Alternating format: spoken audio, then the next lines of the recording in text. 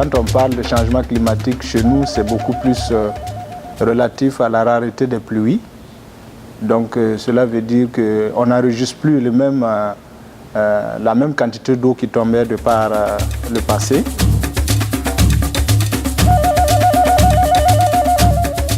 À long terme, le fait que vous n'avez pas assez de pluie, la rentabilité devient très faible. Et quand la rentabilité devient très faible, parce que l'agriculture est l'activité principale de la famille n'arrive pas à se nourrir. Et quand la famille n'arrive pas à se nourrir, il y a quand même beaucoup de choses qui ne vont pas pour la communauté. Non seulement les enfants n'iront pas à l'école, les gens ne seront pas capables de se soigner. Ça amène aussi les familles à se diviser parce qu'il y en a qui vont migrer dans les petites villes pour chercher autre chose à faire parce que l'agriculture ne nourrit plus son nombre.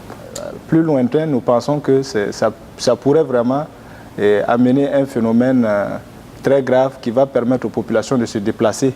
Parce qu'une fois qu'ils ne seront pas capables de se fixer sur leur territoire, de se nourrir à travers leur production, ils seront obligés de partir ailleurs pour trouver des conditions meilleures. Donc ça peut entraîner des déséquilibres et aussi une forte migration des populations au niveau de notre région.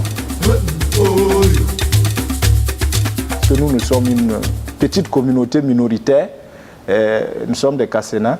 Et si les gens se mettent à partir de leur communauté parce que la ville est invivable et pour aller chercher des meilleures conditions ailleurs, cela voudrait dire que progressivement l'ethnie va diminuer et puis bon, nous courons vers la perte linguistique de cette communauté au sein de notre pays.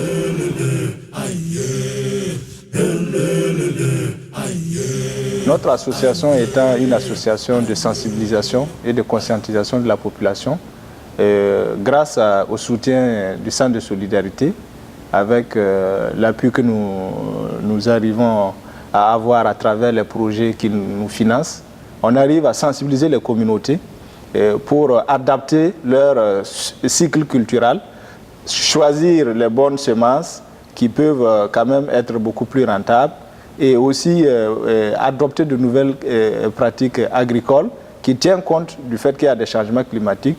Parce que j'imagine que si on doit, par exemple, prendre une semence qui a un cycle très long et qu'on le met en contexte difficile de rareté de pluie, c'est sûr qu'il n'y aura pas de productivité.